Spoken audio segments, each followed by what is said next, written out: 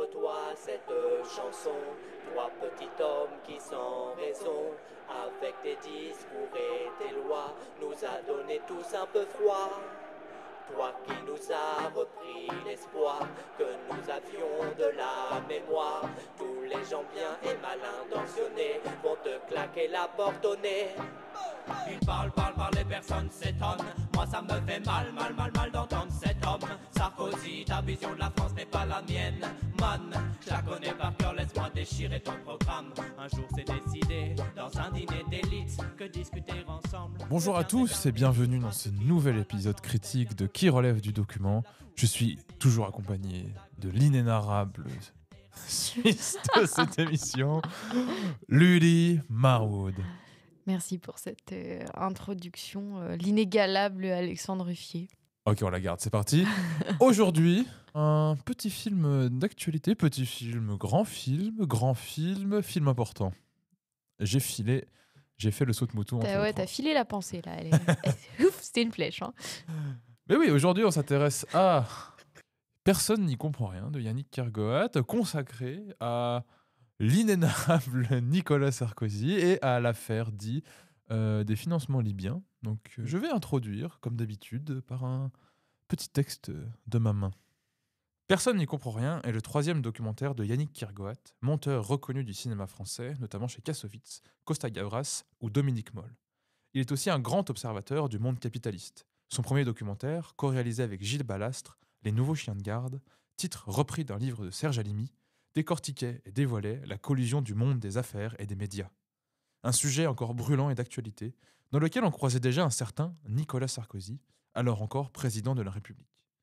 13 ans plus tard, il le retrouve pour sa plus grande aventure à ce jour, celle dite des financements libyens. Car plus qu'un film de Kergoat, nous sommes allés voir le film sur Sarkozy. Celui par qui s'est ouvert en France le temps des énergumènes et des désaxés, disait Frédéric Lordon. Qu'un personnage aussi insensé, vulgaire, agité, immature, puisse devenir le président de la République, c'était déjà un choc à l'époque. Depuis, il a fallu s'habituer, pouvait-on lire dans Figures du communisme, son dernier livre. Et il ne pouvait avoir plus raison. Pendant que Trump regagne la Maison-Blanche, échappant à la justice, que Elon Musk fait des saluts nazis pendant l'investiture, c'est au tour de la France de traîner pour une potentielle 4e condamnation son illustre corrompu.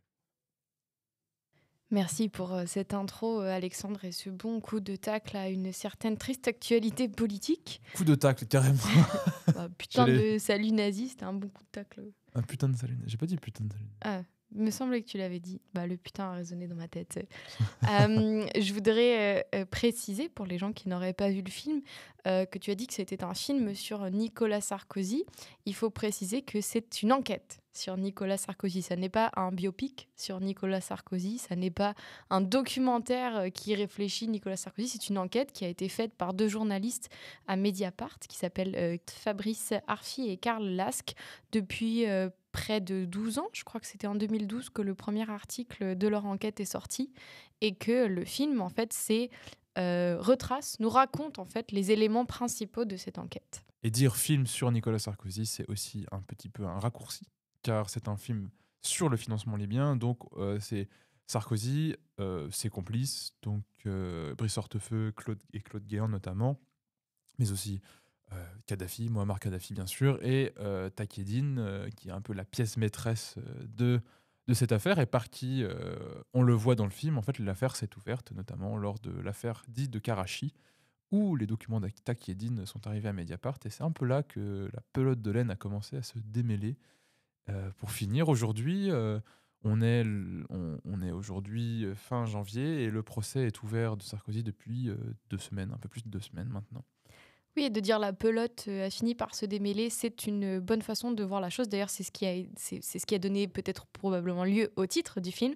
Personne n'y comprend rien. C'est que c'est quand même une affaire avec beaucoup de nœuds, de liens, d'emberlificotement. Je ne sais pas si ça veut dire quelque chose, mais ça me paraît un bon terme pour décrire ça. Où en fait, il y a beaucoup de retournements de vestes, beaucoup de rapports entre des gens qu'on ne connaît pas toujours, et que donc le but du film c'est d'essayer de nous faire comprendre plus clair que on ressorte en disant je comprends tout. En fait, c'est une citation de Nicolas Sarkozy. Personne n'y comprend rien. C'était une de ses défenses à un moment donné pour dire regardez, de toute façon, personne ne comprend rien à cette affaire. Demandez aux Français, ils ne pourront pas vous expliquer ce qu'on me reproche.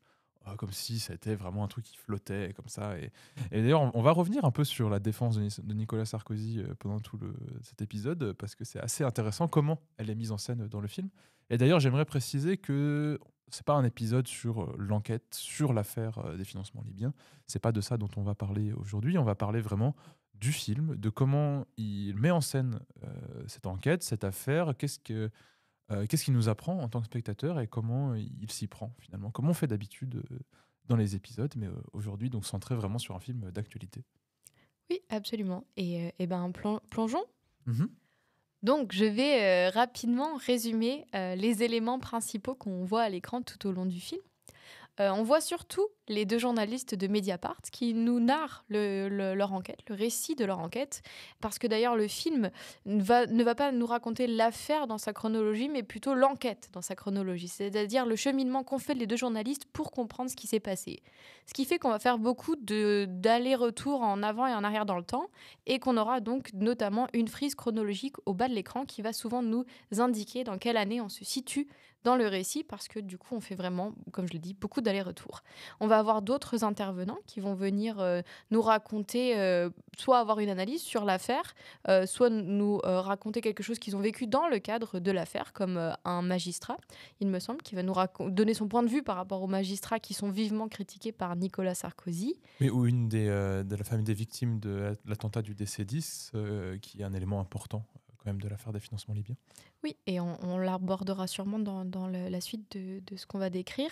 Et on a encore un autre élément qui est important, c'est qu'on a aussi des archives de médias, de passages de Nicolas Sarkozy dans les médias, principalement pour discuter de cette affaire et s'en défendre, d'où ce que tu citais, qui était la stratégie de défense de Sarkozy, parce que c'est la même que ce qu'on voit dans le procès aujourd'hui. Ça a toujours été la même, qui est de dire que c'est absurde. Mhm. Avant peut-être de plonger vraiment dans la mise en scène du film, il y a un point que j'aimerais bien aborder, c'est que jusqu'ici dans ce podcast, on a surtout traité, même quasiment uniquement traité de films dits documentaires de création, c'est-à-dire des documentaires avec une visée peut-être premièrement esthétique, ou en tout cas qui avait vraiment une ambition, où la mise en scène en tout cas faisait partie des réflexions essentielles de l'œuvre. Ici, on a plus à faire, alors sans dire que l'esthétique ne fait absolument pas partie du film, c'est faux et on va le voir en détail, mais que c'est un film qui, j'ai l'impression, est tout d'abord un film informationnel, comme on pourrait dire, un film pédagogique aussi, comme tu l'as appelé dans un autre épisode. Donc, c'est-à-dire un film qui a, premièrement, l'ambition de transmettre une information le plus clairement possible. Ici, en plus on le voit très bien avec le titre, personne n'y comprend rien. C'est quand même une porte d'entrée qui est: je vais vous expliquer en fait cette affaire libyenne qui est soi-disant si compliquée, mais finalement vous allez voir, ça va aller. Et en plus on retrouve le genre de l'enquête, et il y a un parallèle qu'on peut faire très bien, c'est avec le film de Mads Brugger qu'on a critiqué ici, Cold Case à l'ONU. Vous pouvez aller écouter l'épisode ou réécouter l'épisode sur ce film, qui est aussi une enquête, mais on le voit, si on compare les deux, on n'a pas du tout la même ambition esthétique d'ailleurs. Pas dire que l'un est meilleur que l'autre, mais juste en termes de réflexion de ce qui est fait en fait au niveau esthétique. Où Mads Brugger, c'est vraiment une histoire à grand déploiement, avec de la mise en scène, avec des passages fictionnels, avec des entrevues. Il y a vraiment il y a beaucoup de choses dedans. Mais la différence qui est importante en fait entre les deux, et c'est là pourquoi je fais ces petits détours, c'est que tu le dis, c'est un film sur l'enquête. Et la différence, par exemple, avec le film de Mads Brugger, c'est que le film de Mads Brugger, le documentaire, c'est l'enquête en elle-même. C'est-à-dire que c'est Mads Brugger qui fait une enquête dans son film, et le film, c'est le résultat de cette enquête-là. C'est l'agencement des preuves, de la matière qu'il a trouvé au fur et à mesure de l'enquête, et ça donne un film. Alors que là, comme tu l'as dit, c'est un film sur une enquête. C'est-à-dire que c'est presque l'adaptation cinématographique des articles de Mediapart en film. Donc c'est-à-dire que l'enquête, la matière de celle-ci, on peut la retrouver ailleurs. Ici, c'est un médium autre que le journalisme, que les articles, pour transmettre cette information. Donc on n'est pas du tout dans la même ambition, ou en tout cas le même objectif, plutôt, pour Même dire ça. utilisation du cinéma, finalement. La même utilisation du cinéma, effectivement. Et ça, ce genre de film, c'est principalement des films qu'on retrouve d'habitude à la télévision. Ouais, des téléfilms. Mais des documentaires d'enquête, comme on pourrait avoir avec Cache Investigation. D'ailleurs, il y a eu... Alors, je me rappelle plus si c'est un cache investigation ou un autre nom, mais il y en a eu un sur Sarkozy, en tout cas sur les financements libyens, qu'on voit d'ailleurs à un moment dans le film de Mediapart. Mais là, c'est un film qui sort au cinéma.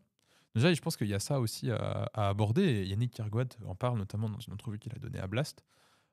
Pourquoi en fait le film sort au cinéma? Il y a plusieurs raisons. Premièrement, il y a une raison purement matérielle, c'est-à-dire une raison de financement. C'est-à-dire que aucune chaîne n'a voulu financer un film sur Sarkozy. Et si vous voulez comprendre pourquoi, on vous invite à regarder l'autre film de Yannick Kergouat, Les Nouveaux Chiens de Garde, qui explique notamment les liens de la politique et des médias.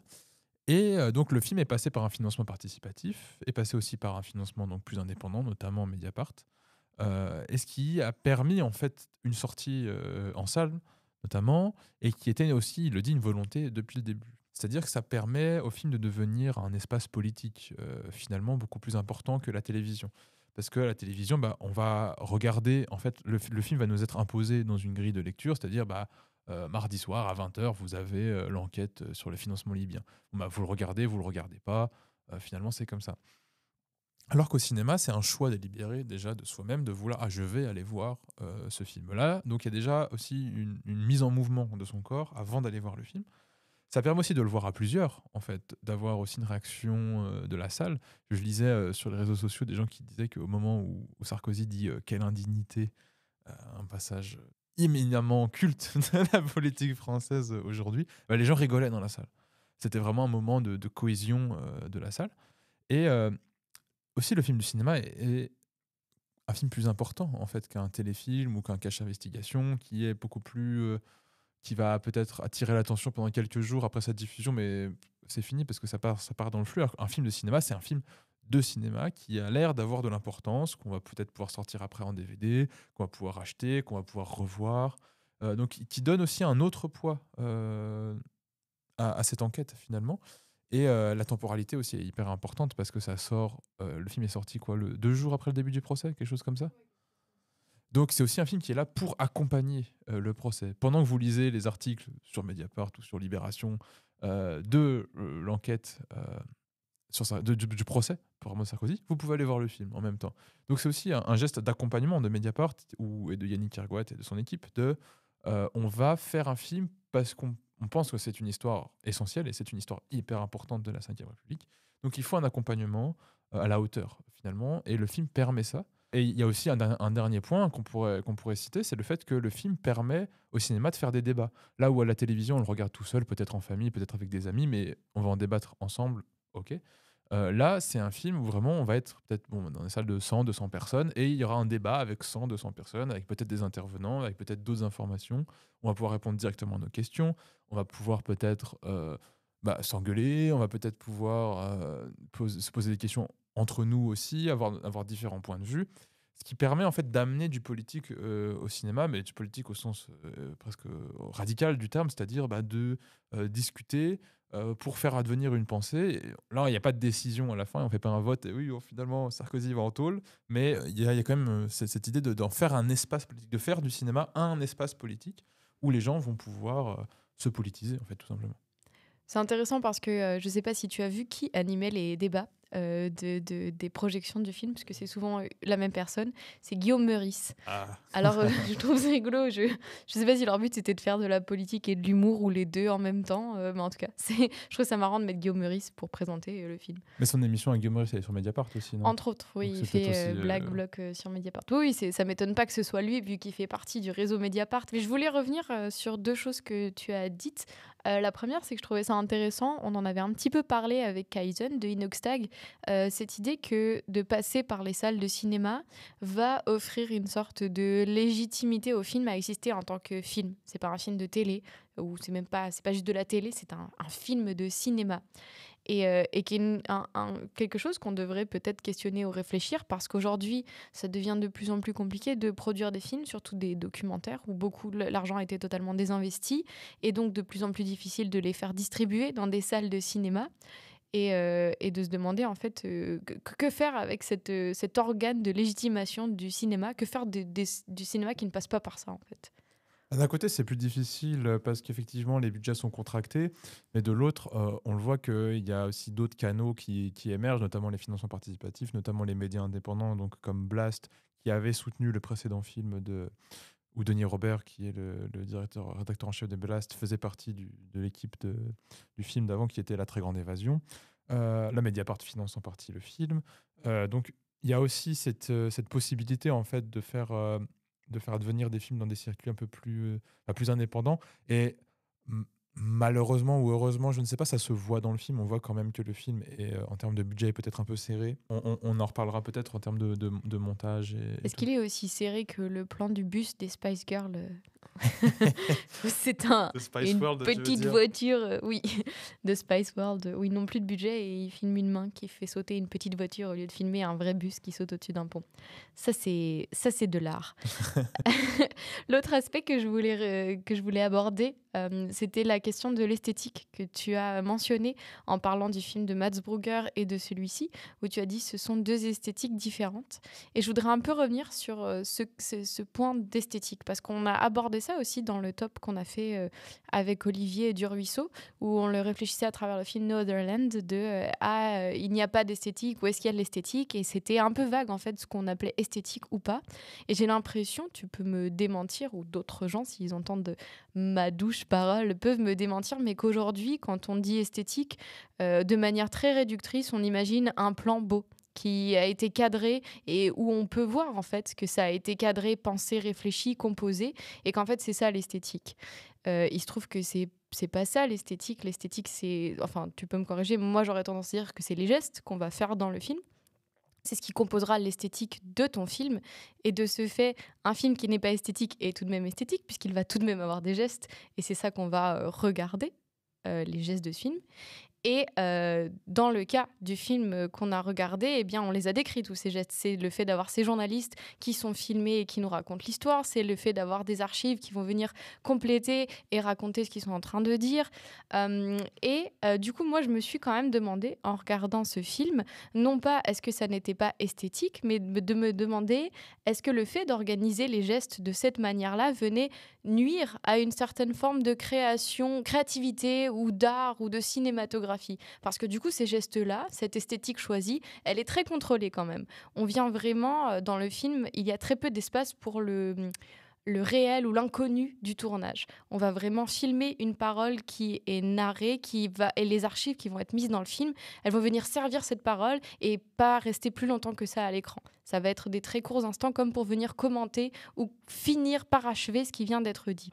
Oui, effectivement, il y a la définition de l'esthétique comme la recherche du beau, qui est donc une définition qu'on peut lui donner, mais il y a d'autres définitions, notamment portées par Jacques Rancière, où l'esthétique se rapproche plus de quelque chose qui est de l'ordre de l'organisation du sensible. Et c'est vrai que moi, quand je parle d'esthétique, j'ai plus tendance à parler en ces termes-là, c'est-à-dire l'ensemble que tu peux appeler geste, comme tu l'as dit, ou de mise en scène, qui donc organise la matière sensible que l'on voit dans le film. Et effectivement, c'est-à-dire le choix d'avoir des gens qui te parlent en tête parlante, comme on dit d'habitude, c'est-à-dire quelqu'un qui a été filmé, on voit sa tête et il parle, ou de le faire en voix off. Bah, c'est deux choix différents qui vont organiser le sensible différemment et qui vont avoir un effet différent. Donc moi, c'est tout ça que je rassemble sous le terme esthétique. Et du coup, je vais repréciser la question que j'avais posée pour qu'on puisse y répondre. C'était est-ce que d'organiser les composantes de son cinéma, les gestes de son film dans une idée de compréhension, d'information, comme tu as dit, comme on l'a vu et comme je l'ai un peu décrit, est-ce que ça se produit au détriment de la créativité? Est-ce que ça empêcherait une sorte de créativité de se produire, vu que tout est organisé à but informatif? Je pense que poser la question en ces termes, c'est peut-être un peu un peu réducteur sur la réponse qu'on peut lui donner, parce que qu'est-ce que ça veut dire finalement empêcher la créativité du film? C'est pas ta question à toi que je critique, mais c'est un peu cette formulation qu'on pourrait avoir de temps en temps, de dire que ah, mais c'est un film de ce genre-là, donc ce film-là n'est pas créatif. Effectivement, on va voir que les choix de mise en scène qui ont été faits dans le film sont cohérents et portent un projet esthétique qui fonctionne à la fin. Est-ce que c'est le plus beau film que vous allez voir cette année? Je ne suis pas sûr. Est-ce que c'est le meilleur documentaire qu'on verra cette année? Je ne suis pas sûr non plus. Mais en tout cas, les gestes esthétiques sont cohérents et portent effectivement une vision du cinéma, un documentaire qui se vaut et qui se tient tout à fait. Oui, c'était ce que je voulais dire. J'avais fait exprès de cadrer cette façon de manière très générale et peut-être un peu naïve pour y répondre de deux manières. De dire effectivement, oui, si on le regarde dans une optique comme on aime bien les documentaires, des documentaires qui essayent de capter quelque chose du réel, de laisser place au moment qui est en train d'être filmé, bah, c'est sûr que c'est pas ça que le film fait. Donc si on le regarde dans cette optique-là, bien sûr que ça nuit d'organiser le film dans un but informatif. Mais d'un autre côté, comme tu le dis, le film se met au service de ce qu'il veut faire. Et moi, en plus de ça, j'aurais tendance à dire qu'en fait, il y a une autre forme de beauté ou de créativité qu'on peut regarder, c'est celle de l'enquête qui est déployée et du fait du récit de cette enquête. Mais j'en parlerai peut-être un petit peu plus en détail après. Là, je suis vraiment entièrement d'accord avec toi. C'est que pour moi, là où la beauté du film justement transparaît, c'est dans sa mise en esthétique de l'enquête. C'est comment il retranscrit l'enquête. Et c'est comme ça, en fait, c'est dans ces termes-là, je pense que c'est beaucoup plus pertinent de mobiliser le terme esthétique, c'est-à-dire de dire, OK, qu'est-ce que ça met en valeur et comment ça le met en valeur, en fait, comment ça, auquel on peut coller le terme beauté, si on veut. Mais effectivement, le film a comme priorité de rendre compte de qu'est-ce que c'est une enquête. Et il y a là-dedans, bah, il y a du beau, en fait. Il y a des belles choses à voir euh, dans le rythme qu'a une enquête, dans les allers-retours, comme tu en as déjà un peu parlé. Et ça, tout à fait, tout ça, c'est pertinent. Et je pense que c'est aussi important dans un podcast de cinéma comme nous, documentaire, qu'on donne de l'espace à ce genre de film, parce que aussi, je pense que statistiquement, c'est ce genre de film-là que les gens rencontrent le plus. Quand on entend documentaire, C'est on soit va- ça, soit les documentaires animaliers sur Arte. exactement. On va peut-être moins penser tout de suite à un truc comme ce qu'on a fait avec sur Mads Brugger, ou à un film d'Agnès Varda, ou à un film de Pardon. C'est peut-être pas le truc quand on prend la majorité des gens qui regardent des documentaires, c'est peut-être pas la première chose qu'on va penser. Même aujourd'hui, je pense que le premier truc auquel on pense, c'est les true crime. C'est des enquêtes policières un peu sensationnalistes, avec des images d'archives et tout ça. Oui, et de manière plus bête, mais aussi c'est une très bonne porte d'accès au documentaire pour des gens, parce que ça va se rapprocher justement de ces true crime, mais en déplaçant légèrement la façon de faire, vu que c'est peut-être un peu moins sensationnaliste, en fait même carrément moins sensationnaliste que les true crime. Personne n'y comprend rien. Mhm. Donc, on va peut-être plonger un peu maintenant dans la matière du film. Qu'est-ce que le film fait concrètement? Et donc, la première chose, on peut s'arrêter sur ce qu'on dit mais en ce moment, aller un peu plus loin sur comment le film rend hommage finalement à la temporalité de l'enquête en tant que pratique. La première chose, c'est, comme tu l'as dit, c'est de donner la place aux journalistes. C'est-à-dire que ce n'est pas quelqu'un, comme ça peut se faire des fois, qui va prendre la voix des journalistes. Non, on a les deux journalistes principaux de l'enquête qui sont là et qui vont eux-mêmes nous raconter qu'est-ce qui leur est arrivé. Il faut noter qu'il y a aussi une voix off qui vient compléter ce qu'il dit.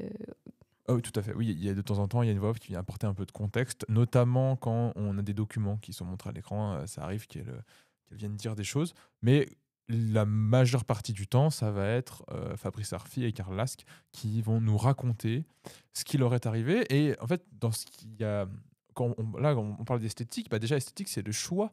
Qu'est-ce qu'on raconte? Et il y a quand même une grande part dans le film qui est donnée à quand ils reçoivent les documents. Qu'est-ce qu'ils reçoivent comme documents? Qu'est-ce qu'ils font à partir du moment où ils reçoivent des documents? Il y a notamment tout un passage où ils reçoivent une espèce de document un peu clé qui est une lettre où on comprend que c'est une preuve en fait que le gouvernement libyen a effectivement bien donné de l'argent à l'équipe de Nicolas Sarkozy. Et ça, c'est un document qu'ils reçoivent pendant l'entre-deux tours des élections. Et ils se disent, qu'est-ce qu'on fait avec ça? Il faut l'authentifier. Il faut déjà le traduire parce qu'il n'est pas écrit en français. Il faut le traduire. Il faut le faire traduire par plusieurs personnes parce qu'une traduction, un document d'une telle importance, il ne faut pas se fier qu'à une seule personne. Ensuite, il faut faire l'authentifier. Il faut le faire authentifier par plusieurs personnes parce qu'encore une fois, un document d'une telle importance, une identification, on sait derrière que potentiellement on va se prendre un procès. Donc, il faut pouvoir aussi se défendre. Mais il y a aussi une question d'honnêteté. C'est-à-dire là, je vais potentiellement lâcher une information capitale qui va avoir un impact sur les élections présidentielles. Et il faut que je sois sûr de mon information. Donc on voit déjà que ça, c'est cette étape-là qui prend du temps. C'est-à-dire ils reçoivent l'info, il faut déjà la comprendre, il faut la traduire, et donc tout ça, c'est quelque chose auquel le film donne place. Parce que c'est important dans le cadre d'une enquête. Et ça, c'est quelque chose qu'il va faire à plusieurs reprises. Notamment, ils expliquent qu'ils ont ce qui s'appelle les documents Takieddine qui reçoivent. Et là, ils vont expliquer comment ils vont les chercher. Ils reçoivent quelqu'un qui les invite à l'étranger pour recevoir une clé USB, ou je crois que c'est une clé USB ou un disque dur qu'ils vont ramener ensuite. Et après, il faut éplucher les documents. Donc, il y a quand même toute cette étape laborieuse de l'enquête qui est essentielle à rendre compte. Et c'est quelque chose que là, pour le coup, on ne voit pas très souvent. Il y a quelques films qui le font, notamment, je sais qu'un film que tu aimes beaucoup qui s'appelle Enquête sur un scandale d'État. Oui, c'est vrai. Et c'est vrai que quand j'ai vu le film, la première chose que j'ai pensé, c'est à ce film, Enquête sur un scandale d'État, alors que a priori, c'est deux films qu'on n'aurait peut-être pas tendance à comparer parce que un est dit de fiction et l'autre se présente comme un documentaire. Enquête sur un scandale d'État, c'est réalisé par Thierry de Peretti et ça met en scène Roche Dizem et Pio Marmaille et Vincent Lindon, alors que là, on n'a pas d'actrice dans Personne n'y comprend rien.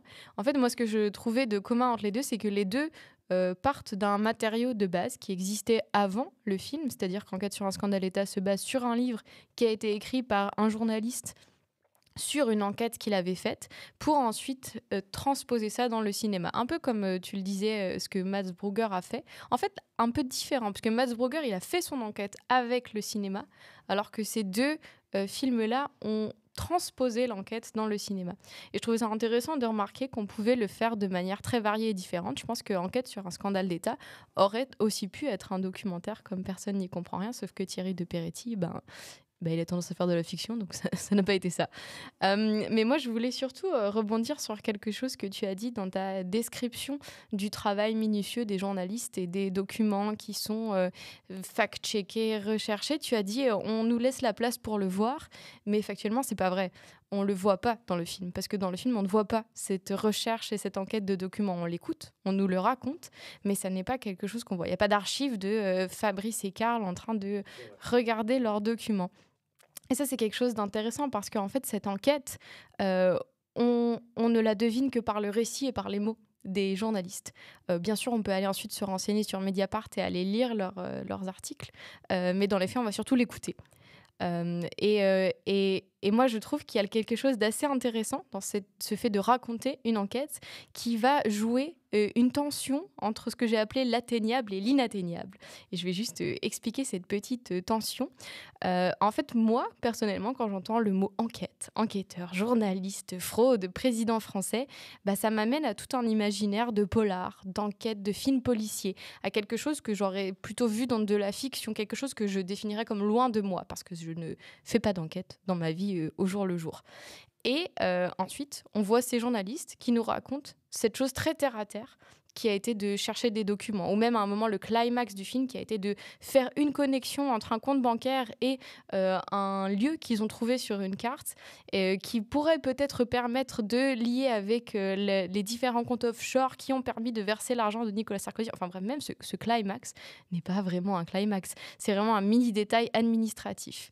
Et je trouve que cette tension le fait de le raconter, ça permet de garder cette tension entre ça, de nous faire miroiter le fait que c'est toujours une enquête, parce qu'on ne voit pas vraiment les documents. Et je trouve que le fait de le raconter et de ne pas le montrer, ça permet de garder ces deux aspects-là. Cet aspect mirobolant de l'enquête avec cet aspect très terre-à-terre. Et qui, moi, personnellement, ça me plaît beaucoup, en fait, de pouvoir imaginer ces deux choses, parce que du coup, quand je vois ce film, mais c'est peut-être que moi, j'ai l'impression que je pourrais en faire une enquête. Que théoriquement, bien sûr, il me faudrait peut-être un petit peu plus de connaissances et de réseautage, mais je me dis, si je mettais un peu d'effort, je pourrais essayer d'en faire une. Je dis pas que je vais le faire, et je dis pas que tout le monde peut le faire, mais je dis que ça me donne l'impression, en écoutant, et parce qu'il y a cette tension entre ce que j'imagine et ce qui existe vraiment de manière très pratico-pratique, je pourrais essayer. Tu penses que tu peux être Fabrice Arfi? Je pense pas que je peux être Fabrice Arfi, mais je peux faire une enquête sur ce que tu as mangé au petit déjeuner, par exemple. Je serais capable de le faire et je pense que je le ferais très bien. Parce que moi, j'avais plutôt le sentiment inverse, c'est que ça me paraît hyper compliqué ce qu'ils ont fait. Et, Oui, mais compliqué, mais pas inatteignable, tu vois. Parce que comme Mhm. c'est faire des coups de fil, c'est regarder des documents, c'est aller rencontrer des gens qui ne seront pas toi pour te dire voilà, ce document est vrai, bah tu dis bah Mhm. ça je peux faire, je Moi, peux prendre un téléphone et appeler quelqu'un. moi, je mettrais ça plus le dos sur quelque chose que je pourrais appeler la déspectacularisation de l'enquête. C'est vrai qu'effectivement, quand on pense enquête, même on peut penser à Mission Impossible, on peut penser à James Bond, on peut penser à des trucs un peu comme ça où euh, l'enquête, c'est il faut aller s'infiltrer dans des bureaux pour aller piquer des trucs sur des Mais c'est ordinateurs. ça, il n'y a pas de course-poursuite là-dedans, Voilà, personne c'est n'y ça. comprend rien. Il n'y a pas de bâtiment qui Oui. explose. Il y a pas Fabrice Arfi dans une bagnole qui fait une course-poursuite avec Nicolas Sarkozy pour lui piquer sa mallette dans C'est laquelle bien il y a des dommage. documents. Je pense qu'il le rattrape. Là, ça serait. Ah ouais, oh là là. Ouais, ok, c'est bon, je veux voir ce film.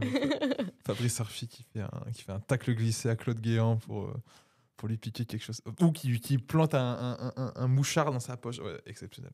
Let's go. Exceptionnel. Mais oui, effectivement, il y a de ça, en fait, et effectivement, de l'atteignable et l'inatteignable.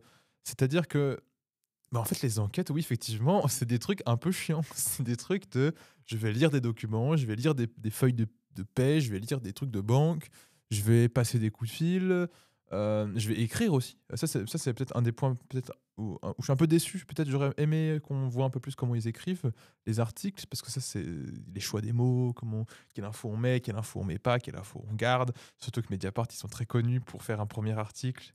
Après, ils attendent que la personne réagisse et là, ils ressortent une deuxième tartine derrière pour voir une troisième, voir une quatrième, pour bien appuyer qu'en fait, non, t'inquiète pas, chouchou, on est au courant de tout. Mais ça, c'est pas dans le film, c'est peut-être un peu dommage. Mais effectivement, il y a ce truc de déspectacularisation parce que on a effectivement cet imaginaire-là. Et aussi une autre idée un peu parce que ce qui est assez intéressant avec la corruption, parce que c'est ça dont il est question ici, c'est une affaire de corruption. Donc, où Sarkozy et Nicolas Sarkozy et son équipe sont jugés, hein, ils n'ont pas encore été désignés Pour coupables. avoir été financé par Kadhafi Muammar pour Kadhafi, la exactement. campagne présidentielle Exact. de Nicolas Sarkozy. Exactement. Et il y a un peu cette idée dans l'opinion publique que tous les politiciens sont corrompus. Ils sont tous corrompus, c'est tous des pourris. Ça, c'est un truc classique et qu'on entend partout depuis toujours.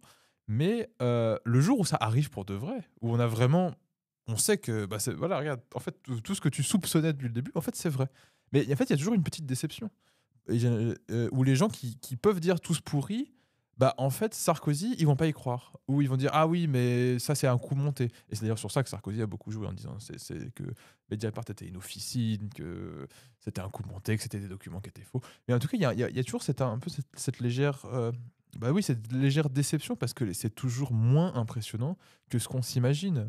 Et c'est toujours, en fait, on le voit très bien dans l'enquête, que comment on découvre que c'est une vraie affaire de corruption, que c'est vraiment grave, mais c'est par des trucs un peu détournés, des documents qui disent pas oui, j'ai corrompu Nicolas Sarkozy.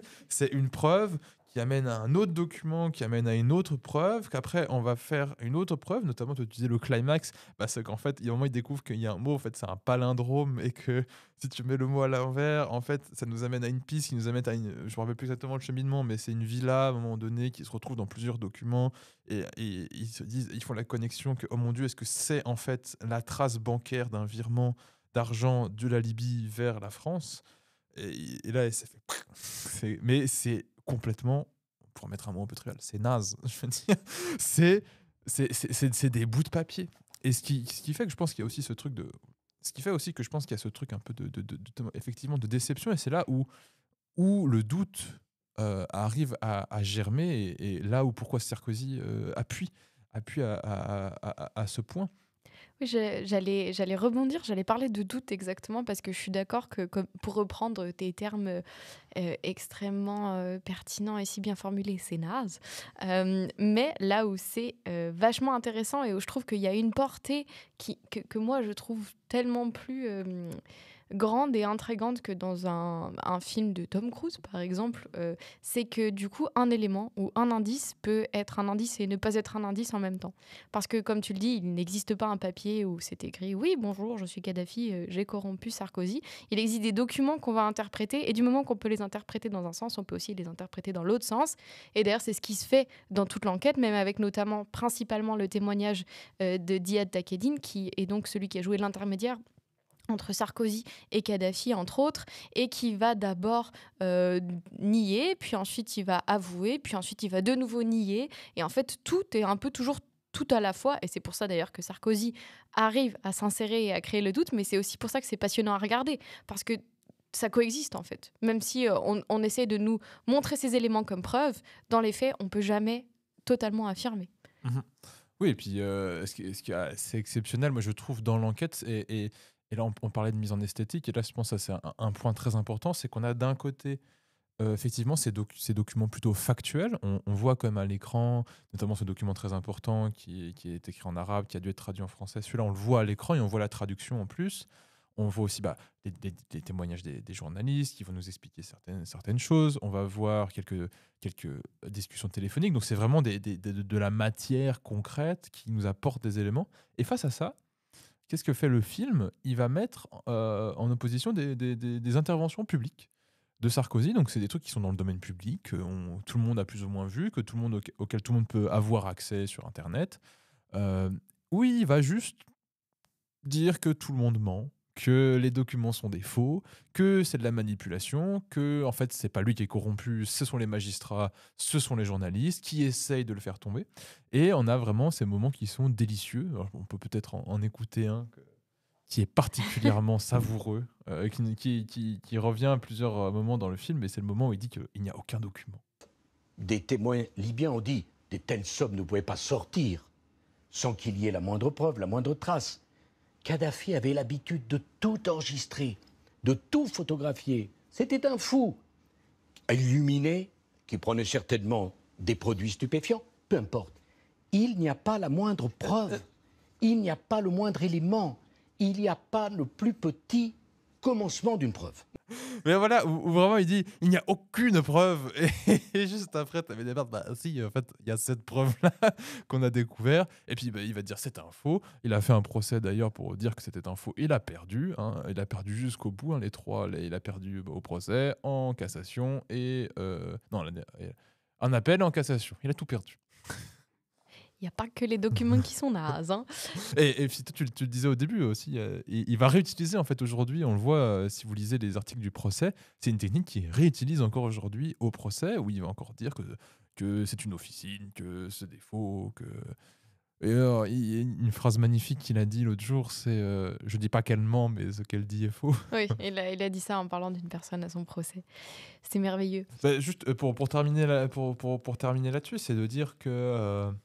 En fait, ce qui est intéressant dans cette opposition entre les deux, c'est qu'on a vraiment, ça met vraiment de l'avant la faiblesse finalement de la défense de Sarkozy, mais aussi l'appareil médiatique en fait qui le soutient, qui lui donne la parole alors que manifestement il raconte n'importe quoi. La faiblesse de l'argumentaire qui lui est mis en face. On se rappelle notamment de ce passage de Quelle indignité, qu'on peut s'écouter aussi. Allez, c'est la fête aujourd'hui. C'est la fête à Sarko. Quelle indignité. Nous sommes sur le service public. Vous en avez parlé vous-même hier pas soir. Honte. Vous n'avez pas honte de donner écho à un homme qui a fait de la prison, qui a été condamné à d'innombrables reprises pour diffamation et qui est un menteur. Ce n'est pas l'idée, voyez-vous, que je me fais du service public. C'est une honte. Quelle belle voix. Posée. Lui aussi, il a eu un coach pour parler en public. C'est évident qu'il a eu un coach pour parler. Comme Bardella. C'était ça que je sous-entendais, mais je te remercie d'avoir dit son si beau prénom dans ce podcast. Ça manquait un peu de Jordan. Ce qui est en fait d'autant plus, et c'est là où en fait moi je me rappelle de deux films, c'est qu'en fait on s'est mis à rigoler au bout d'un moment quand on voyait les interventions de Sarkozy, parce que ça paraissait tellement ubuesque en fait comparé à ce qui lui est reproché et aux preuves qu'en fait qui ont l'air de prouver qu'effectivement ce qu'il a fait est, en tout cas ce qui met vraiment l'accusation, qui donne beaucoup de poids à l'accusation. Et lui, une défense de cette façon-là, je veux dire, ça devient complètement. Mais ça devient drôle, en fait, quand tu commences à faire rire. Et moi, j'avais une formule, je me suis dit, ça serait la meilleure comédie de l'année si tout ce qui était dedans n'était. En fait, si c'était pas un documentaire, en fait. Parce Ouais, que j'allais dire, moi, à chaque fois que je vois ça, je me dis que si c'était pas aussi affligeant, la politique française, ce serait la meilleure série télé jamais écrite. Parce que c'est exceptionnel. Vraiment. Quel personnage, quelle performance. Et voilà, et ça, c'est un choix esthétique qui a du sens et qui, en fait, critique la défense de Sarkozy sans trop appuyer dessus. Nous, ça nous fait ressentir en tant que spectateurs la vacuité de cette défense juste par la mise en parallèle des deux. Par la mise en parallèle des archives, tu dis, avec la parole. Des documents avec la défense de Sarkozy, qui est juste dans l'agression, qui est juste dans la diffamation, qui est dans l'accusation ubuesque. Oui, puis il y a un autre phénomène que je voulais relever par rapport aux archives, à cette insertion d'archives, mais pas que, parce qu'en fait, je me rappelle aussi de toi, pendant qu'on a regardé ce film, qui, comme moi, on a trouvé des moments très drôles parce qu'ils étaient drôles, mis en parallèle avec le récit. Mais il y a aussi des moments qui t'ont fait sourire parce que tu t'en rappelais, parce que tu les avais vécus, enfant notamment, quand Kadhafi rend visite à Sarkozy et que sa tante est plantée à l'Élysée, c'est ça, c'est si ça, je ne me ouais. trompe pas. Et toi, tu te rappelais de cet événement qui avait fait polémique à l'époque, si je me rappelle bien. Ouais, exactement. Ouais. Et ce qui est assez jouissif par l'existence de ces archives-là, qui donc de fait viennent rappeler cette époque-là, puisque c'est des capsules temporelles de cette époque, c'est aussi de remarquer que sous ce que tu connaissais se jouait autre chose. En regardant le film, ça te remémore toute une période de la présidence de Sarkozy que tu as vécue, que tu as connue, et tu découvres que dans cette période-là, il se jouait un autre récit que le récit qui t'était communiqué par les médias et que tu connaissais. Et que je trouve très intéressant, parce que du coup, c'est comme une resubjectivisation des archives, mais aussi du récit. On vient l'enlever de sa narration principale pour lui en donner une nouvelle. Et ça, c'est quand même un geste assez intéressant et qui rend la chose assez fascinante. Et qui, en fait, et aussi on a interviewé Eileen Guckman il y a quelques jours, qui nous disait, moi, j'utilise le documentaire pour regarder le passé et le futur, pour comprendre. Et en fait, je trouve que ce film, d'une manière totalement différente de Eileen, permet de faire ça aussi, de regarder non seulement le passé, mais de le comprendre différemment de comment il a été vécu. Ouais, puis c'est intéressant de le replacer dans son contexte de l'époque et de le voir aujourd'hui parce que, en fait, de le voir aujourd'hui, de se rappeler le scandale que ça avait été à l'époque, parce que c'était aussi lié, en fait, à l'attentat du DC-10, où il recevait le probable commanditaire de l'attentat à l'Élysée, donc ce qui est abject, en fait. Et en plus, il dépassait le protocole parce qu'il devait rester 3 jours, il est resté 6 jours, il plantait la tente. En tout cas, il y avait beaucoup de choses qui n'allaient pas. En fait, on voit aujourd'hui que quelque chose comme ça arriverait, mais est-ce que ça ferait scandale ? Est-ce que ça aurait la taille du scandale que ça a eu à l'époque ? On n'est pas sûr. Parce qu'en fait, l'appareil médiatique est complètement différent. Aussi, nos valeurs politiques, morales sont complètement déglinguées parce que on l'a vu cette semaine avec le salut nazi de Elon Musk. On a l'impression que ce qui est aujourd'hui permis, et ça, c'est à cause de Sarkozy. C'est pour ça que je commençais avec cette phrase de Frédéric Lordon aussi. Et c'est pour ça que le film a une importance aujourd'hui. C'est que Sarkozy et Trump derrière, et Bolsonaro, et Javier Milei aujourd'hui, et puis plein d'autres, en fait, ont ouvert une porte à l'abjection qui fait qu'aujourd'hui, ce genre d'actions qu'ils ont faites paraissent dérisoires par rapport à ce qui est fait aujourd'hui. C'est vrai que c'est intéressant aussi du coup de la regarder dans cette optique-là, rétrospectivement, de dire ça n'est pas ce qui a fait entièrement, mais qui a contribué à l'état médiatique aujourd'hui peut-être. Oui, parce que le nombre de personnes qui ont été mises en examen, qui ont été condamnées, pour des trucs dans les gouvernements Macron depuis presque 10 ans maintenant, c'est mirobolant. Pour prendre une... C'est tout le monde. C'est catastrophique et ça ne choque pas autant que Kadhafi qui plante sa tente à l'Élysée. Bon, là, on a Marlène Schiappa, et Olivier Dussopt et encore une autre, Oudéa Castéra, qui vont recevoir la Légion d'honneur. Qui l'ont reçu. Qui l'ont reçu alors que, au moins, alors je ne sais plus combien ils sont à peu près tous mis en examen oui, pour quelque chose. C'est pour les fonds Marianne, avec notamment et ça ne, j'ai pas l'impression, parce que l'appareil médiatique s'est modifié, parce que c'est aussi, je pense, un film qui est très intéressant, parce qu'aujourd'hui, on a l'impression qu'on vit les conséquences aussi de la présidence Sarkozy encore. Donc c'est un film qui permet aussi, je pense, de remettre quelques églises au milieu du village à ce niveau-là. ce qui, encore une fois, est à mettre au crédit du film. Mais on peut avancer avec un autre aspect. On parlait d'esthétique, et généralement, quand on parle d'esthétique, la première chose qu'on parle, c'est la beauté des plans. Est-ce que les plans sont jolis? Ouais, c'était ce que je disais au tout début, que la conception générale de l'esthétique, c'est est-ce qu'un plan est beau? Est-ce que je remarque qu'il est cadré? C'est ça. Et quand on regarde, donc personne n'y comprend rien, bah, effectivement, les plans sont plutôt bien cadrés, c'est plutôt bien éclairé. Ce sont des plans qui sont techniquement tout à fait respectables, tout à fait qualitatifs. Éclairage plutôt conventionnel documentaire, les trois lights. Il y a rien à dire, mais est-ce que ce sont des plans qui sont manifestement beaux, qu'on n'a jamais vus ailleurs? Ça, non. Ça, on peut le dire, mais en fait, il y a une raison aussi derrière ça, devant la simplicité, en fait, de ces choix de mise en scène. Déjà, je pense qu'il y a un problème de budget, hein, qui peut-être empêche de faire des choses peut-être plus extravagantes que cela. Mais il y a aussi un choix. Et ce choix, en fait, il est important parce que, comme tu l'as dit, c'est un film qui donne beaucoup d'importance à la parole. Et d'avoir des plans simples, déjà que l'on connaît en termes de mise en scène, c'est-à-dire qu'on n'a pas besoin de les réfléchir. On sait, ah bah, ok, c'est une tête parlante, ça va servir à ça, la personne va parler. Bon, bah déjà, il y a une espèce d'instantanéité de l'image, on sait la lire tout de suite. Et il y a une simplicité dans le cadrage, dans le montage, qui fait que aussi, bah, en fait, on va pouvoir se concentrer sur la parole. Si on reprend l'exemple de Mads Brugger dont on parlait au début, bah, si on reprend juste l'introduction, on a un montage déjà où on passe de deux pays de l'un à l'autre, avec des personnages qui sont pas les mêmes personnes, mais qui se ressemblent parce ce sont deux secrétaires qui sont assises à la même position, avec Mads Brugger qui est habillé pareil. Il y a tout un jeu avec des post-it, avec une parole qui est en plus un peu mystérieuse. Donc tout ça, en fait, on rentre dans le film et les 2-3 premières minutes, bah, on est en train de se poser la question, ok, où est-ce que j'ai débarqué? Qu'est-ce qui se passe? Ah, on a changé de pays. De quoi on est en train de me parler? C'est qui lui? C'est qui elle? Ah, mais en fait, c'est 2 personnes, c'est 3 personnes. Et ce qui fait qu'on n'est pas du tout dans la même position en tant que spectateur. Alors que là, il y a vraiment une instantanéité du film. On sait pourquoi on vient et on va pouvoir se concentrer sur la parole, sur qu'est-ce qui est raconté. Donc là, encore une fois, c'est un geste qui est totalement cohérent et qui fait justice, encore une fois, à qu'est-ce qui est considéré comme important, c'est-à-dire la parole des journalistes. Comme on pourrait faire même un parallèle avec le fait que on donne de l'importance à la parole, tout simplement. Là où celle de Sarkozy et dans le but de la parole de Sarkozy, quand il parle, c'est de détruire le langage. Alors que là, le film, on pourrait dire que le but du film, c'est en tout cas de redonner du poids au langage, de redonner de sa force au langage. Et pour cela, ça passe peut-être par quoi? Par peut-être ses simplicités dans la mise en scène. Oui, et je voulais relever que ce dispositif-là, il n'est pas novateur, hein, beaucoup de gens l'ont utilisé pour donner une part à la parole.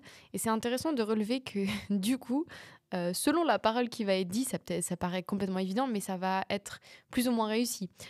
Pour expliquer un petit peu plus, moi je pensais beaucoup au film Stories We Tell de Sarah Polley, qui est un film qui fait exactement la même chose, qui filme des gens qui racontent l'histoire de la famille de Sarah Polley. Parce qu'en fait, on découvre, pour le dire rapidement, qu'en fait, son père n'est pas son père.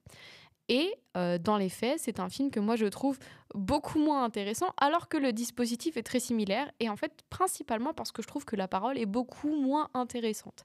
Et ça rejoint tout ce qu'on a dit par rapport à l'enquête, comme on en a beaucoup parlé, de comment l'enquête est intéressante, comment la politique française aussi est foisonnante de retournements et de détournements et de plein d'autres choses.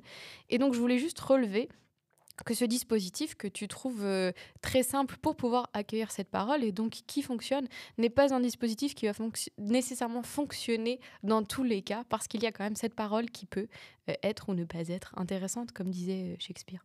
Oui, et l'exemple de Stories We Tell, qui n'est pas un film que je tiens particulièrement dans mon cœur non plus, c'est que pour moi, là où ça ne fonctionne pas, pour faire un parallèle, c'est que Stories We Tell a, comme le film de Mads Brugger, une ambition esthétique bien plus grande que le résultat. C'est-à-dire qu'on rentre dans un film avec un mystère, avec une enquête, et puis elle crée un dispositif semi-documentaire, semi-fictionnel. Il y a un jeu avec des acteurs, non? Oui, elle recrée des archives de sa mère avec des actrices. Exactement, et en fait, le film de ça n'en fait pas grand-chose. Donc on a vraiment un dispositif esthétique qui est placé, qui, on a l'impression, va justement essayer d'aller créer des choses, mais finalement on se retrouve avec un film qui globalement ressemble à personne n'y comprend rien dans son esthétique. Alors, donc, pour moi, c'est un échec. C'est un échec esthétique de la part du film, dans le cas de Stories We Tell. Mais là où c'est une réussite esthétique de la part de Personne n'y comprend rien, c'est que c'est totalement l'objectif qui est de dire, en fait, on va vous faire un film, comme on l'a dit, sur une enquête, sur à quel point l'enquête, en fait, c'est pas spectaculaire. Ça donne des résultats qui sont pas spectaculaires, parce que là, on a un procès qui est aussi ce qui est intéressant, c'est qu'on vit le procès à côté, mais un procès, c'est pas spectaculaire dans la vie réelle. Dans les films, oui, il y a des pages et des pages qui ont été écrites sur le sujet, mais un procès, c'est pas spectaculaire. Ça dure 3 mois, c'est des gens qui parlent pendant des heures. Des fois, il y a des petits coups d'éclat, il y a des petits machins un peu rigolos, mais globalement, on se fait un peu chier. Et du coup, c'est un peu comme si le film a compris son sujet et donc a adapté ses gestes à son sujet, n'a pas essayé de mettre au-dessus du sujet, de faire des gestes plus artistiques que ce que le sujet était finalement. Mais on pourrait imaginer tout à fait un film beaucoup plus extravagant. Oui, parce que c'est un choix, il aurait pu ne pas le faire. Oui, sur cette affaire-là, parce que cette affaire-là le mérite. Je veux dire, on est dans des trucs de vente d'armes, on est sur plusieurs pays. Mais on en a parlé, on voulait la course-poursuite entre... Avec Fabrice Arfi qui est là pour mettre un mouchard dans la valise de Claude Guéant. On n'a pas ça. Mais on pourrait l'imaginer, une espèce d'adaptation. On va chercher... Tu cherches quoi comme... Chris Evans pour jouer Fabrice Arfi. Ok, c'est bon. J'appelle... Ça part en on prod. appelle Disney. Apparemment, on dit beaucoup ça. Ouais, ok, c'est bon. Chris Evans pour Fabrice Arfi, moi je le vois. Je sais pas si toi tu le vois. Je le vois, je réfléchissais à qui interpréterait Sarkozy, mais je... Attends, mais aujourd'hui on met des prothèses, tout le monde peut le jouer. Quand on discutait, on a dit... peut-être ça t'a dit... Ah, Pio Marmaille, mais en fait oui c'est ça, Fabrice Arfi et aussi Pio Marmaille. Ah ouais, là tu restes dans le franco-français, là. Moi je partais dans l'américain. Okay, pour l'adaptation américaine, Chris Evans, pour l'adaptation française, ça sera Pio Marmaille. Voilà. Parfait. J'appelle Canap. 2 séries, 3 spin-offs et 5 saisons plus tard, on y reviendra. Mais pour autant, le film a des effets artistiques. C'est qu'on dit que le film est très simple, mais c'est un peu un raccourci parce que le film essaie des choses. Et notamment, il y a la maison vide. C'est-à-dire que tout le film se passe dans une maison / appartement duplex vide, dans laquelle il y a des chaises et de mobilier de base, on va dire une chaise, une lampe, et les gens viennent dans cette maison vide, donc Fabrice Arfi, Karl Lasque et aussi les autres intervenants. Il a ce geste de filmer les gens arriver avant de s'asseoir. Ça, c'est un truc que moi j'aime plutôt. Je veux dire, j'aime toujours quand les films mettent un peu, nous montrent un peu l'arrière-boutique. Bon là, ça a l'air plutôt mis en scène pour faire genre ils arrivent et ils s'assoient. Mais bon, je trouve que c'est toujours mais un peu j'aime bien intéressant. voir les gens qui ont l'air un petit peu mal à l'aise d'être mis en scène. Tu vois un peu qu'ils sont genre je marche devant une caméra. Ouais, ça rajoute toujours un petit morceau de réel qui est toujours intéressant. Donc ça, moi j'aime plutôt bien. Et il y a aussi donc cette maison où on va projeter des images d'archives, on va projeter des documents grâce à des vidéoprojecteurs sur le mur, un peu comme Mademoiselle Kenopsia. Oui, quand tu as dit maison vide, ça m'a fait penser à ça. Puis du coup, là, en plus, les projections, ça aussi fait penser à ça. Voilà, on fait des connexions avec 2 épisodes. Donc allez écouter l'épisode sur Mademoiselle J'ai parlé Kenopsia. du top document. Écoutez tous nos épisodes, finalement. C'est brillant. On est des génies du marketing, c'est incroyable. Et donc, il y a un peu cette idée de la maison vide dans laquelle on vient déposer en fait les documents, comme si on mettait un peu tout à plat, comme si on avait fait personne n'y comprend rien, c'est une pelote de laine, le titre un peu, et à la fin du film on aura tout déplié et on aura tout compris. On aura rempli la maison. On aura rempli la maison de documents et on pourra naviguer un peu comme ça entre les documents, un peu comme dans un musée peut-être, où on comprendra en fait, ah oui d'accord. Et ce qui fait aussi un peu appel à cet effet un peu toile d'araignée où tout est interconnecté mais c'est très étalé finalement dans le temps, comme un élément qui arrive à un moment donné, on reçoit un document à un instant T, ce document il date d'il y a 10 ans en arrière déjà, mais en fait c'est que 3 ans plus tard qu'on va recevoir un autre document qui va nous permettre de comprendre un document qui date d'il y a 10 ans, et puis il y a une espèce de boule de neige comme ça continue, qui fait que en fait, la maison, okay, c'est plutôt une bonne idée. Après, est-ce que c'est si réussi que ça ? Non, malheureusement je ne trouve pas. C'est pas un truc dérangeant. Non, mais c'est vrai que quand on le regarde, en fait, ce qu'on voit, c'est un geste artistique qui n'a pas vraiment abouti et qui essaye quelque chose qu'il ne parvient pas vraiment à faire. On voit qu'il a peut-être voulu un petit peu sortir de ce dispositif d'entrevue classique, mais il n'en sort pas vraiment. Moi, je suis content que ce soit là, je suis content de le voir. Je trouve que ça apporte effectivement un cachet au film, notamment dans ses entrevues. C'est pas dérangeant, c'est pas raté, mais est-ce que c'est plus que ça ? Malheureusement non. Peut-être que si ça aurait... Je sais pas pourquoi c'est pas plus plus important que ça, pourquoi c'est plus efficace que ça, mais c'est pas... Voilà, c'est peut-être un acte manqué, peut-être un peu du film, mais voilà, c'est pas non plus un défaut majeur qui va vous enlever du plaisir à le regarder ou va vous empêcher de vous concentrer sur le film. Et puis c'est une bonne chanson de Jean-Jacques Goldman aussi. Laquelle? À nos actes manqués. Ah, oh là là, une bonne chanson et Jean-Jacques Goldman dans la même phrase. Je suis pas sûr. Troisième, c'était quoi? Il a été élu 3 fois personnalité préférée des Français quand Plus quand j'étais ado. Je pense que Peut-être que plus 3 fois, depuis, mais quand j'étais ado, c'était la 3e année consécutive quand j'avais Waouh. genre 15 ans. J'étais waouh. Effectivement, j'avais des amis fans, c'était pas moi. Je crois que c'est un peu truqué ces machins parce qu'en gros c'est une liste de personnes et tu votes pour la liste et genre tu peux pas mettre. Tu peux pas dire genre Ludi Marwood par exemple. Ouais, j'allais dire Squeezie, tu vois, mais peut-être qu'aujourd'hui tu votes Squeezie pas pour moi, est dans toi, la du liste. coup. Bah, pourquoi Ça, bah, non. Oh waouh. Tu peux pas rajouter qui tu veux quoi. Bah, bref. Moi je voulais aborder un autre aspect du film que j'ai trouvé intéressant, qui est un aspect du film, mais involontaire du film. J'aurais tendance à dire. Ou je dirais involontaire, mais ça se discute. C'est que je trouve que ça permet de faire un bon état des lieux, on l'a dit, de ce que c'est de faire un travail de journaliste d'enquête, mais aussi de prendre la mesure de comment existe un média indépendant qui n'est pas de droite, comme Mediapart, dans la sphère médiatique. Je vais m'expliquer quand même, je te vois faire des petites vagues avec ta main et moi je ne suis pas d'accord avec ces petites vagues. En fait, surtout pour un moment que je trouve intéressant, c'est en 2012, pendant la campagne présidentielle de Sarkozy vs Hollande, et où en fait les 2 journalistes de Mediapart ont découvert des informations qui permettent d'incriminer, c'est ça qu'on dit, Sarkozy par rapport à son lien avec l'affaire Kadhafi, et qui se demande est-ce qu'il faut publier cet article, est-ce qu'on le fait alors que c'est la présidentielle et qu'on sait que ça va nuire à sa campagne. Et je trouve que ce questionnement, il est intéressant. Et en fait, de voir ces 2 journalistes qui réfléchissent à est-ce qu'on doit le faire ou pas, est-ce qu'on décide d'agir finalement et de s'impliquer dans cette politique, dans ce réel, d'exister là-dedans. C'est une question qui, je pense, est pertinente à se poser quand on est journaliste. Et j'ai trouvé que ce moment, c'était bien de le remettre, de les faire réfléchir à ce moment dans le film. J'ai aimé que ça existe. Et pour continuer avec cette réflexion, c'était aussi, ne serait-ce que par l'existence du film, en fait, on voit cette situation d'existence de Mediapart. Comme tu l'as très bien dit, il n'y a personne qui voulait financer ce film. Et je pense que c'est pas que parce que c'est une enquête de Sarkozy, mais je pense aussi, et je m'avance peut-être un peu, que c'est parce que c'est une enquête Mediapart et que Mediapart n'est pas beaucoup apprécié par les médias de droite. Ce qui est un peu un pléonasme aujourd'hui de dire médias de droite.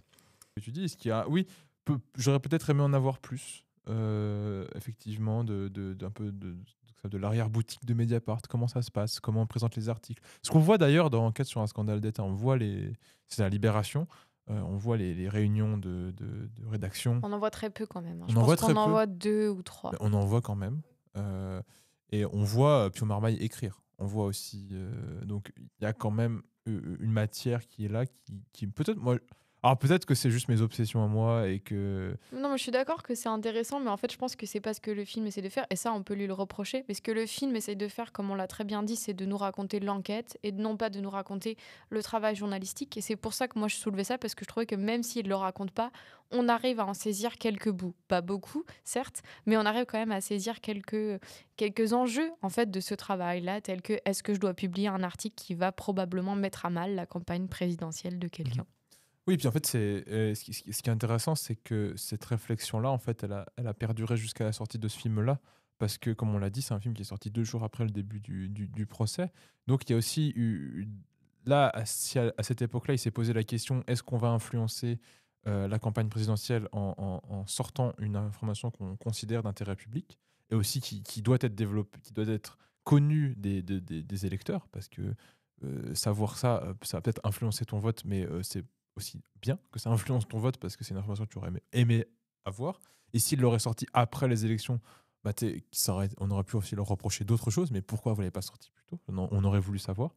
Enfin, donc il y a des questions comme ça. Et aujourd'hui, le fait qu'ils sortent le film pendant le procès, même au début du procès, comme on l'a dit, de cette volonté d'accompagner le procès par un film, c'est un peu la continuité de cette réflexion-là. C'est qu'on a fait cette enquête-là, on veut l'accompagner jusqu'au bout, et pour nous, c'est important. pas d'influencer le procès, parce que c'est pas possible d'influencer le procès avec un film, en tout cas pas directement, parce qu'un procès, ça se base sur une enquête qui est plus vaste que celle que Mediapart a fait, avec des preuves qui sont fixes. Donc il y a des preuves qui sont dans l'enquête et on peut pas ajouter comme ça, il y a pas de nouvelles preuves qui sont ajoutées en fait avec le film. Et aussi ça va influencer l'opinion publique. Donc est-ce que ça va influencer les juges, etc. Ça va en tout cas informer l'opinion publique, Ça peut-être va plus que informer- l'influencer. C'est ça, ça va rajouter du poids à cet événement, comme on l'a dit, en fait, ramener vraiment cet événement comme un événement important, Le essentiel. mettre au centre de l'actualité Mettre au centre de médiatique et cinématographique. Oui, surtout aujourd'hui, on voit à quel point les événements en chassent un autre, et où en fait un événement aussi important que celui-là, parce qu'on parle quand même d'un président qui a été élu potentiellement en étant corrompu, avec de l'argent étranger, avec de l'argent, donc on l'a dit aussi, qui pose problème dans le film, moralement, c'est-à-dire de l'argent financé par, notamment, on parle de l'attentat du DC-10, mais parce qu'il y a des terroristes, en fait. La personne qui a organisé le DC-10 fait partie de tout ce... Abdallah Senoussi fait partie d'un peu de ce cercle-là. Oui, puisque c'est le beau-frère de Kadhafi d'ailleurs. Exactement. Et Kadhafi était un dictateur, donc il y a eu la guerre ensuite après en Libye, où ça c'est un passage qui est exceptionnel du film, c'est quand on se rend compte que la France profite de la guerre en Libye pour potentiellement supprimer des preuves liées au financement libyen, parce qu'à un moment donné ils attaquent la maison de Senoussi ou une résidence secondaire d'une des personnalités de l'enquête, et ils se demandent, Fabrice Sarfi se demande juste est-ce que c'était vraiment une cible militaire de haute importance, cette résidence secondaire dans laquelle il n'y avait personne? Peut-être pas. Mais ce qui en fait, mais juste pour dire que ça permet aussi peut-être de lutter contre cette temporalité hystérique en fait des médias aujourd'hui et de l'information, parce qu'on est quand même face à un procès pour l'histoire. Est-ce que on va foutre en tôle un président de la République parce que le mec est corrompu? Ou est-ce qu'on lui met un deuxième bracelet Ah, électronique? peut-être c'est ça. Il aura un sur chaque jambe. Ce sera joli.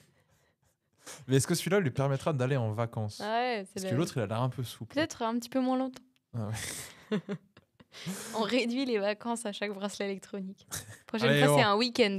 Allez, voilà. T'as plus le droit qu'au week-end. Allez, un week-end sur 2. Non, attention. Garde partagée. Mais donc voilà, je pense qu'on a plus ou moins fait le tour de ce qu'on avait à dire sur ce film. Oui, et on a fait des blagues. On a fait des blagues. Oui, moi j'ai fait le tour. Je trouve qu'on a peu raconté finalement l'enquête, mais peut-être parce que même si on l'a comprise, cette enquête en voyant le film, elle est difficile à relater parce qu'elle se déroule quand même sur presque 12 ans et avec beaucoup d'éléments et de retournements de situation. Donc on ne peut que vous encourager finalement à lire les articles et à aller voir le film si vous voulez connaître plus en détail ce qui se passe dans cette affaire. Et d'ailleurs, Mediapart offre une formule, on fait un peu de pub, mais pas Pour cher. ce média qui n'est pas de droite. Pas cher en ce moment pour suivre l'actualité du procès. Je crois que c'est genre 3 mois, 1 euro, quelque chose comme ça, pour justement suivre le procès de Sarkozy jusqu'à la fin. Donc n'hésitez pas à aller lire les articles. Nous, on fait ça tous les matins. En tout cas, quand il y a un article qui sort, c'est un grand plaisir de lire ça, parce que c'est vraiment ubuesque, encore une fois. C'est une suite. On n'y comprend rien partout. C'est vraiment très bon. Et ce qui conclut cet épisode qui relève du document, c'est l'heure des recos. C'est l'heure des recos. Je te laisse commencer, Ludie. Oui, bien sûr. J'en ai un petit peu parlé pendant le podcast, mais je vais recommander un film qu'on a découvert en début d'année, qui s'appelle Spice World. Ah ouais. Ouais. Qui est le film que les Spice Girls ont fait après leur premier album, il me semble, juste avant de faire leur premier gros concert à l'international. Et si vous cherchez du cinéma, eh bien... Du cinéma, tout c'est court. ça. Si vous cherchez du Si vous cinéma. cherchez du cinéma, c'est ça. Non, mais il y a des extraterrestres, il y a C'est vrai. il y a un bus qui saute au-dessus d'un pont, mais pas vraiment. Il Il y a Roger Moore en méchant. Il y a Victoria Beckham qui essaye de faire de l'humour, mais à 1,5 degré d'ironie. On n'est pas sûr si c'est drôle ou pas. Enfin, que demander de plus? Ah ouais, un grand film. Un grand film. Je suis étonnée que les gens n'en parlent pas plus souvent. Voilà, il y a le cinoche et le cinéma, ça c'est complètement du Je suis cinéma. étonnée qu'on ait continué à faire des films après ça, en fait. Je pense que tout était fait. Et ben moi aussi, je vais faire une reco cinéma. Allez, une fois n'est pas Est-ce coutume. qu'elle sera aussi bonne que la mienne? Ah oui. Je vous parlais de There Will Be Blood de PTA dans le dernier épisode. Je vais vous recommander un autre film de PTA. Peut-être sont moins connus d'ailleurs. Un documentaire qu'il a réalisé qui s'appelle Junoon, son seul documentaire à ce jour, où en fait il est parti avec Johnny Greenwood, un des membres de Radiohead, qui a fait quasiment toutes ses bandes son depuis, je dirais depuis Punch Drunk Love, mais pas sûr. Faudrait vérifier. Voilà. Les infos sourcées. Cette fin de recommandation était nulle. Non, et il est parti en Inde, je crois. Attends, trop de je crois, je vais vérifier. Alors, attendez-moi, j'arrive. C'est en Inde, effectivement. Donc oui, Pity est parti avec Johnny Greenwood en Inde, enregistrer un album avec le musicien Shai Bentour et le groupe de musique, attention, The Rajasthan Express. Donc un album de chant traditionnel islamique. C'est vraiment un super film sur l'enregistrement en fait d'un album, tout simplement. C'est juste un hommage en fait à la pratique musicale. Ce qui est assez étonnant parce que si vous connaissez un peu Pitié, genre There Will Be Blood, c'est un film qui esthétiquement, on en parlait, est à tomber par terre en termes de composition, de lumière, de tout ça. The Master, c'est pareil, vraiment c'est à tomber par terre, c'est exceptionnellement beau. Et là, on a un documentaire qui, franchement, paraît bricolé. Tu veux une petite anecdote que Vas-y. j'ai découverte? Tu sais pourquoi ça paraît bricolé et l'image est un peu pas si belle, comme Non. si moche? C'est parce qu'apparemment, les caméras ont été perdues Ah, dans l'avion. Il est arrivé sans matos. donc il a dû racheter les caméras Ouais. sur place. Ok. Voilà. Mais ce qui n'empêche pas que ça soit... Parce que, certes, il y a la facture de l'image qui est pas mauvaise, hein, qui est globalement ce qu'on attend d'un documentaire aujourd'hui. Mais il met beaucoup de plans où il replace la caméra, où ça vibre un peu, c'est un hors-focus et il refait un peu le focus. À un moment, il fait des panoramas, puis ça coince un peu parce que le trépied, je pense, qu'il n'est pas vraiment adapté pour ça. Puis on le voit à un moment donné, en fait, c'est un trépied photo qui est là, c'est pas un trépied à caméra. Enfin bref, ce qui est très étonnant de la part de PDM, mais ce qui en même temps, moi, je trouve très bien, parce que j'adore ce genre de film qui nous montre toujours un peu l'arrière-boutique, comme je le dis. Et ce qui prouve que aussi, il y a un peu cette idée que il filme de la musique en train de se faire, il filme quelque chose qui est vivant devant lui, donc la caméra doit être vivante, doit aussi bouger. Et je pense qu'il y a aussi un peu cette idée de filmer aussi un peu l'énergie qu'il avait au moment du tournage. Et effectivement, ce qui est super intéressant si vous avez déjà essayé de filmer un documentaire ou essayé de filmer de la pratique musicale, qui se passe devant vous, il y a vraiment ce truc de je cherche mes plans parce que tout est encore en train de bouger. Là, c'est lui qui va jouer, puis après, ça va être le solo de lui. Puis... Donc, un peu tous les points importants changent tout le temps. Il faut essayer d'être joli, il faut essayer de capter la bonne chose au bon moment, en même temps que ça soit un peu joli.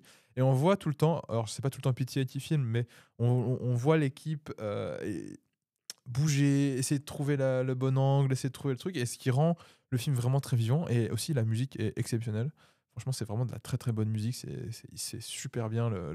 La rencontre entre Radiohead et ses chants traditionnels, ça marche super bien.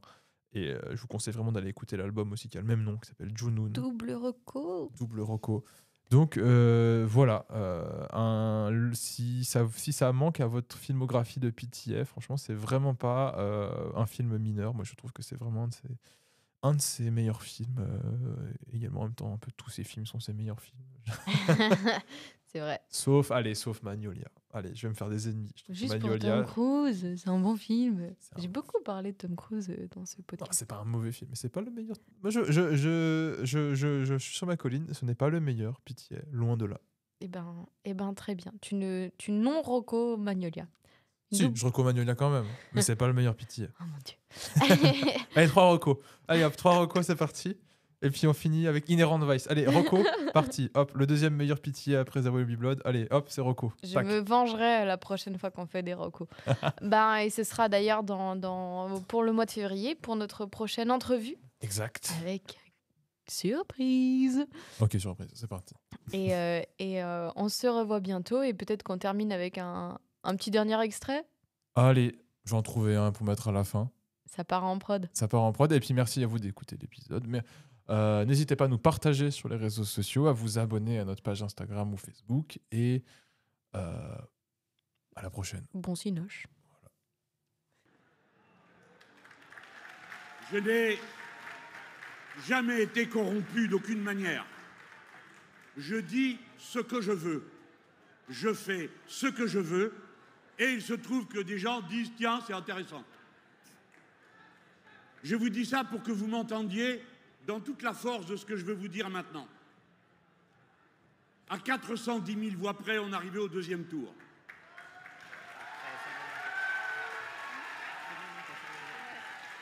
J'avais un doute sur ce résultat.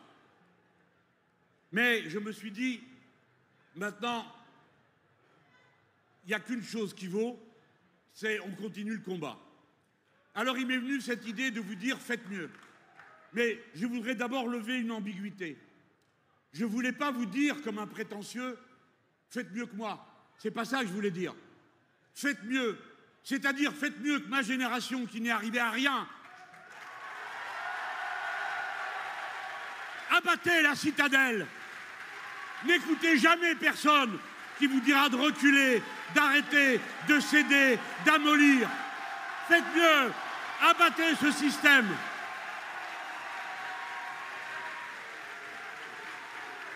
Merci. Et écoutez, je fais un bouquin le 28 septembre, il sort. J'essaye de vous expliquer, écoutez-moi camarades. L'action politique ne vaut rien sans pensée politique claire, sans théorie claire, pas d'action claire. Vous devez travailler inlassablement à mieux comprendre les mécanismes qui unissent le capitalisme quotidien à la catastrophe qui s'avance vers l'humanité. Et mon dernier mot sera le suivant. Une société résiste d'autant mieux qu'elle est travaillée par l'instinct de la solidarité et du collectivisme. Soyez collectivistes, soyez solidaires, faites mieux que la merde qu'on vous lègue. Merci Jean-Luc Mélenchon d'avoir accepté notre invitation sur le plateau de Backseats. Merci beaucoup, je vous laisse quitter le plateau, merci.